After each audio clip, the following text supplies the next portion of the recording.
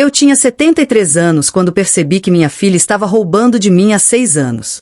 Não dinheiro. Não joias. Algo muito mais valioso. Ela estava roubando a memória do meu marido. Deixe-me explicar. Meu nome é Margarete e nos últimos 6 anos, desde que meu marido morreu, eu mantive um diário. Todos os dias eu escrevia uma lembrança dele, o jeito que ele cantarolava fazendo café da manhã, como ele beijava minha testa antes de sair para trabalhar, as piadas terríveis que contava nos jantares. Eu preenchi 12 diários. 12 livros grossos de couro com toda a nossa vida juntos guardados numa gaveta trancada no meu quarto. 3 semanas atrás eu encontrei aquela gaveta vazia. Mas o que gelou meu sangue foi quando liguei para minha filha Jéssica para contar sobre o roubo. Ela disse algo que me fez congelar. Meia aqueles livros velhos? Eu doei para aquela venda beneficente há meses. Você tem demência, lembra? Você ficava escrevendo as mesmas histórias repetidamente. Eu estava te ajudando a organizar. Eu não tenho demência. Nunca fui diagnosticada com demência. Mas minha filha vinha dizendo a todos que eu tinha. E eu estava prestes a descobrir porque ela precisava que todos acreditassem que eu estava perdendo a cabeça. Deixe-me levar você ao ponto onde isso realmente começou. 6 anos atrás, quando meu marido Thomas morreu. Nos fomos casados por 47 anos. Ele era advogado de patentes, brilhante, meticuloso e intensamente reservado sobre seu trabalho. Ele viajava constantemente às vezes por semanas, trabalhando em casos que nunca podia discutir. Eu nunca me importei. Eu tinha meu clube do livro, meu jardim, meu trabalho voluntário na biblioteca. Nós tínhamos uma vida confortável na nossa casa de 4 quartos em vez de ter a mesma casa onde criamos Jéssica. Jéssica! Minha única filha. Minha linda e ambiciosa filha, que se tornou representante de vendas farmacêuticas, casou com um homem chamado Derek, que trabalhava em finanças e me deu 2 netos que eu mal conhecia. Depois que Thomas morreu, eu esperava que Jéssica estivesse lá. Eu não precisava de muito. Talvez uma visita semanal, um telefonema a cada poucos dias. Apenas presença. Mas ela estava sempre ocupada. Reuniões importantes. Jogos de futebol das crianças. Eventos de trabalho do Derek. Ela visitava talvez uma vez a cada 2 meses, ficando exatamente 45 minutos antes de olhar o relógio e lembrar que tinha outro lugar para estar. Eu dizia a mim mesma que estava tudo bem. Ela tinha sua própria vida. Famílias modernas serão diferentes. Mas então as pequenas coisas começaram a acontecer. Ela começou a perguntar sobre o trabalho do pai. Perguntas específicas sobre seus casos, seus clientes, seus arquivos. Eu não sabia muito. Thomas mantinha sua vida profissional separada, mas Jéssica parecia frustrada com isso. Ela aparecia sem avisar dizendo que precisava me verificar e então eu a encontrava no antigo escritório do Thomas vasculhando seus arquivos. Quando perguntava o que ela estava procurando, ela sorria e dizia apenas organizando e ajudando você a separar as coisas do pai. 6 meses depois que Thomas morreu, ela sugeriu que eu assinasse uma procuração. Apenas por precaução, você está ficando mais velha, se algo acontecer eu preciso poder te ajudar. Eu recusei. Algo sobre aquilo parecia errado. Foi quando as visitas dela se tornaram ainda menos frequentes. Uma vez a cada 3 meses. Depois 2 vezes por ano. Os telefonemas pararam completamente. Quando eu ligava para ela, ela atendia com aquela voz tensa e impaciente. Estou no meio de algo, posso te ligar depois? Ela nunca ligava de volta. Meus netos pararam de vir completamente. Quando perguntava sobre eles, Jéssica dizia que estavam ocupados demais com atividades escolares. Eles tinham 7 e 9 anos. Eu me dediquei aos meus diários. Todas as noites eu sentava na velha mesa do Thomas e escrevia. Eu queria preservá-lo de alguma forma, garantir que quando eu eventualmente morresse, Jéssica teria essas historias. Ela conheceria o homem que seu pai realmente era, não apenas a figura distante que estava sempre trabalhando, mas o homem que dancava comigo na cozinha, que chorou no nosso casamento, que construiu uma casa na árvore elaborada para ela quando tinha 8 anos. Eu os guardava naquela gaveta trancada. A chave ficava numa corrente ao redor do meu pescoço. Até 3 semanas atrás. Acordei uma manhã e a gaveta estava aberta. Vazia. A fechadura não estava quebrada, havia sido aberta com uma chave. Mas eu tinha a única chave, não tinha? Procurei a casa inteira. Nada. 2 diários desaparecidos. Liguei para Jéssica, minhas mãos tremendo. Foi quando ela me contou sobre a demência e a doação. A voz dela estava tão calma, tão razoável.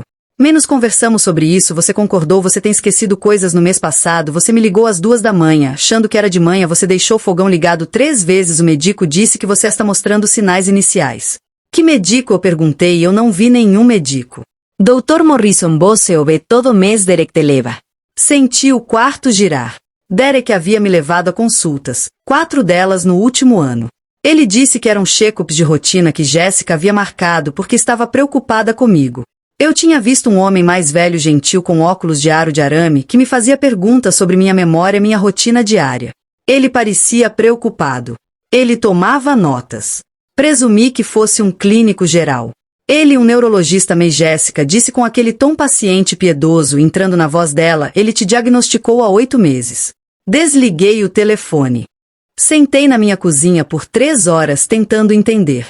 Então fiz algo que deveria ter feito anos atrás. Liguei para o antigo escritório de advocacia do Thomas. Seu sócio sênior Harold Shen ainda estava lá. Nos éramos amigos. Ele e sua esposa costumavam vir aos nossos jantares. Contei tudo a ele. Os diários, as afirmações da Jéssica, o médico misterioso. Harold ficou quieto por um longo momento.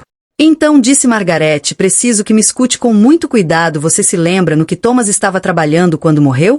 Não, ele nunca discutia seus casos. Ele estava prestes a finalizar a patente de um novo composto farmacêutico, terapia de peptídeo anti-envelhecimento, empresa farmacêutica que ele representava ia ganhar bilhões. Thomas pessoalmente detinha certos direitos de registro por causa de como o contrato foi estruturado. Quando ele morreu, esses direitos deveriam ter sido transferidos para o patrimônio dele para você. Minha boca ficou seca. De quanto estamos falando? A patente foi vendida há 18 meses, o pagamento foi de 42 milhões de dólares. Margaret, você deveria ser extremamente rica. Para onde foi esse dinheiro? Eu não conseguia respirar.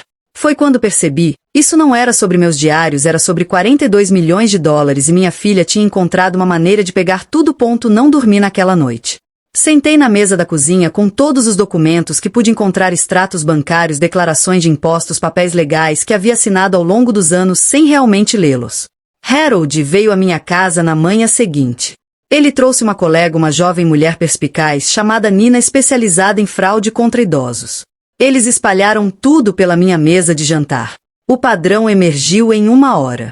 8 meses depois que Thomas morreu, eu assinei um documento atualizando meu testamento. Eu me lembrava disso. Jéssica disse que era planejamento patrimonial de rotina. O que eu não me lembrava era da procuração enterrada na papelada, ativada apenas mediante incapacidade mental conforme determinado por um médico licenciado. 3 meses depois, o Dr. Morrison me diagnosticou com demência de início precoce. 1 mês depois disso, 42 milhões de dólares foram transferidos do patrimônio do Thomas para um traste controlado por Jéssica como minha procuradora de saúde e tutora financeira. Me senti fisicamente injurada. Os diários, eu sussurrei, porque ela os levou? Nina se inclinou para a frente. O que exatamente você escreveu nesses diários?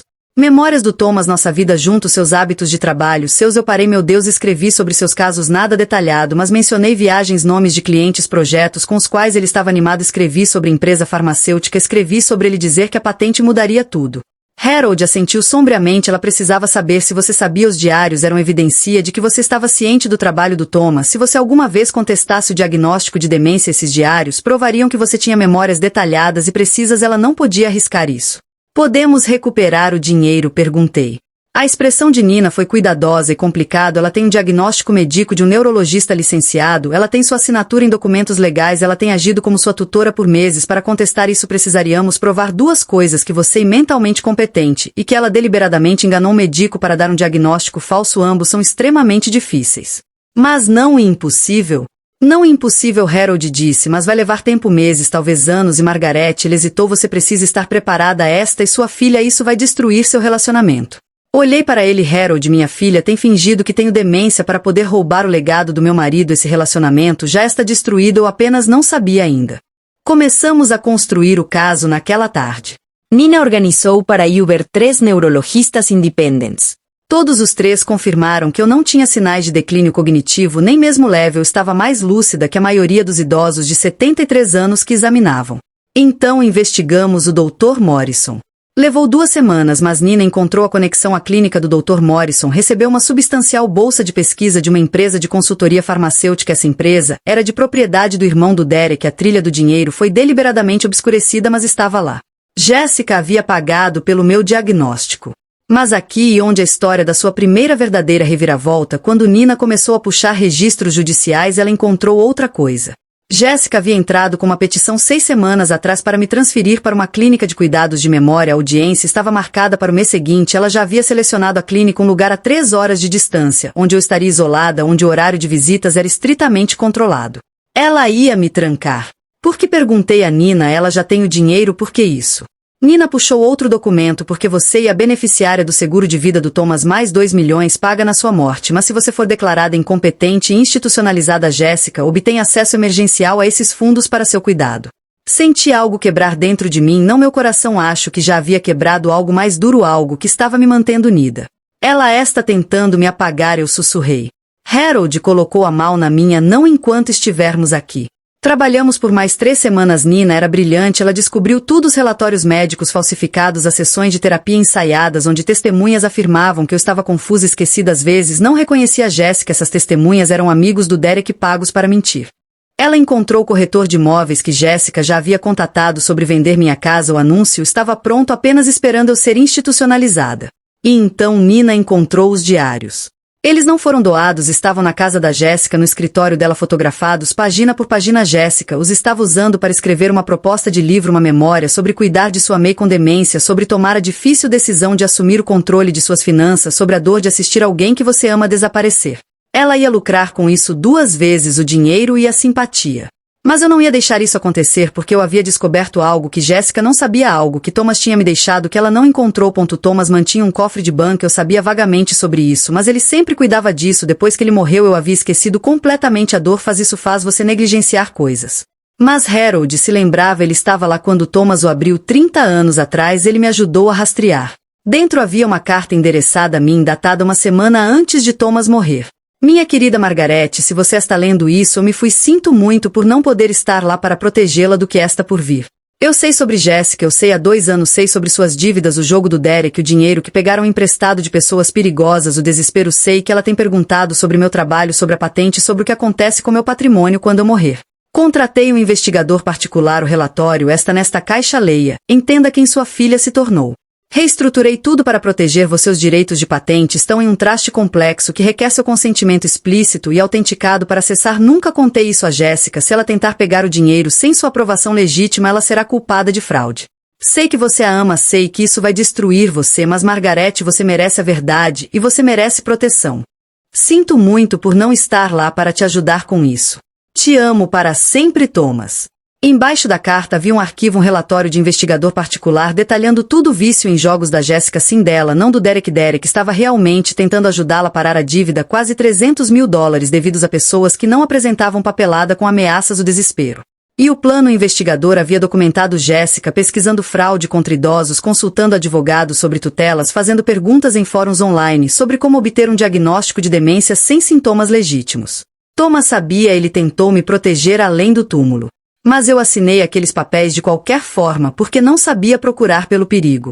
Nina explicou que isso mudava tudo com a carta do Thomas e o relatório do investigador. Nos podíamos provar a intenção da Jéssica. A estrutura do traste significava que ela havia acessado dinheiro fraudulentamente mesmo com minha assinatura, porque o traste exigia que eu entendesse o que estava assinando. O diagnóstico de demência provou que eu era legalmente incapaz de dar consentimento legítimo. Ela cometeu múltiplos crimes, Nina disse, abuso de idosos, fraude, possivelmente roubo de identidade. Margarete, nos podemos tê-la presa. Sentei com isso por um longo tempo. Minha filha, o bebê que amamentei, a criança que segurava minha mão atravessando a rua, adolescente que soluçava em meus braços após sua primeira decepção amorosa, mulher que se tornou alguém que eu não reconhecia. A audiência para minha institucionalização era em 3 dias. Pedi a Nina e Harold para organizarem algo. No dia da audiência, Jéssica chegou ao tribunal confiante. Ela tinha seu advogado, seus registros médicos falsificados, suas testemunhas pagas. Ela estava usando um vestido preto discreto, a filha preocupada, tomando decisões difíceis. Eu já estava no tribunal com Harold, com Nina, com 3 avaliações neurológicas independentes, com a carta do Thomas, com o relatório do investigador. Com a verdade. Jéssica me viu e congelou, viu cálculo em seus olhos, a avaliação rápida, então ela sorriu, aquele sorriso caloroso de filha preocupada, e correu até mim. Meio que você está fazendo aqui? Você deveria estar em casa, descansando, você parece confusa. Sente-se, Jéssica, eu disse calmamente. Algo na minha voz aparou. O juiz entrou os procedimentos, começaram o advogado da Jéssica, começou a apresentar o caso dela, filha dedicada forçada a assumir o controle dos negócios de sua mãe em declínio, buscando aprovação para cuidados de memória necessários. Então Harold se levantou. Ele apresentou nossas evidências metodicamente, o diagnóstico, fraudulentas testemunhas, pagas, os sintomas falsos de demência, o dinheiro roubado do traste, os diários fotografados e explorados. A carta do Thomas. Observei o rosto da Jéssica enquanto a verdade se desenrolava. Ela ficou pálida, depois vermelha, depois pálida novamente. Seu advogado tentou objetar, argumentar, mas a evidência era esmagadora. O juiz estava furioso. Ela rejeitou a petição da Jéssica imediatamente, então fez algo que eu não esperava. Ela ordenou a prisão da Jéssica ali mesmo no tribunal. Este é um dos casos mais graves de abuso de idosos que encontrei em 30 anos. A juíza disse: Senhora Shen, estou emitindo uma ordem de restrição. Sua filha não deve contatá-la ou chegar a 500 metros de sua casa. Acusações criminais serão apresentadas. Jéssica olhou para mim enquanto o oficial se aproximava dela. Realmente olhou para mim, talvez pela primeira vez em anos. Ela sussurrou. Eu estava desesperada, não sabia o que mais fazer. Aquelas pessoas iam. Você poderia ter me pedido ajuda, eu disse. Você e minha filha, se você tivesse vindo até me contado a verdade, eu teria te dado tudo que eu tinha. Em vez disso, você decidiu me apagar. Eu não ia. Isso não era para ela. Estava chorando agora. May, por favor. Você roubou a memória do seu pai de mim. Eu disse. Você tentou roubar minha mente, minha liberdade, minha vida. Que tipo de pessoa faz isso? Ela não tinha resposta. Eles a levaram embora. Isso foi há 4 meses. Jéssica foi acusada de abuso de idosos, fraude e roubo. Ela fez um acordo de 5 anos de prisão, restituição total, ordem de restrição permanente. Derek se divorciou dela. Ele traz meus netos para visitar agora todo domingo. Eles estão aprendendo quem sua avó realmente é. O dinheiro está de volta sob meu controle. Estabeleci trustes para a educação das crianças. Doei 2 milhões para organizações de direitos de idosos e programas de prevenção de fraude. Estou usando o resto para viver, realmente viver, talvez pela primeira vez desde que Thomas morreu. Ainda mantenho diários, mas agora escrevo sobre o futuro, não apenas o passado. As pessoas me perguntam se sinto falta dela, se me arrependo de ter apresentado queixa. Aqui esta verdade: lamento pela filha que pensei que tinha, aquela que amei, que acreditei que me amava de volta, mas essa pessoa ou nunca existiu, ou morreu muito antes de eu descobrir o que estava acontecendo. A mulher que tentou me trancar, não, e minha filha, ela, e alguém usando o rosto da minha filha que fez escolhas que destruíram tudo entre nós. Sinto falta dela? Não. Sinto falta de quem eu desejava que ela tivesse sido. Meu marido tentou me proteger mesmo após a morte. Ele me deixou a verdade e as ferramentas que eu precisava para me salvar. Isso e amor, isso, e o que família deveria ser. Todo o resto, e apenas biologia. Tenho 73 anos, não tenho demência, tenho clareza dolorosa e devastadora sobre o que as pessoas são capazes quando estão desesperadas, sobre como é fácil convencer a si mesmo de que crueldade e bondade quando há dinheiro envolvido. Minha filha disse que estava ocupada demais para visitar, até que precisou pegar tudo que eu tinha. Quando percebi o que estava acontecendo, ela já havia roubado 6 anos da minha vida. Mas eu não me fui, não fui apagada, ainda estou aqui. E isso é algo que ela nunca vai tirar de mim.